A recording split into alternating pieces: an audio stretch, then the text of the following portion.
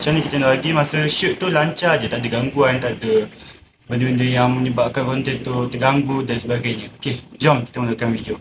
First, untuk tak lagi ganggu, mestinya banyak case.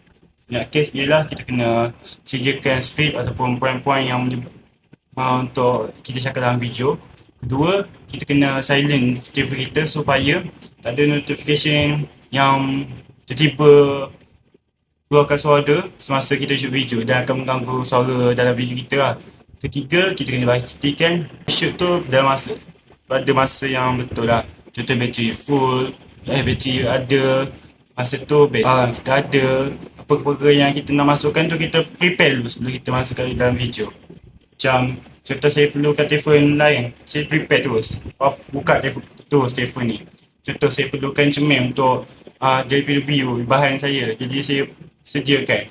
Saya perlukan saya perlukan poin-poin, saya sediakan terus, tak ke atas meja saya dan teruskan. Contoh kalau saya nak stand lain, saya ada stand lain dan sebagainya lah. Saya sediakan bahan-bahan ni, dia dulu. Okay.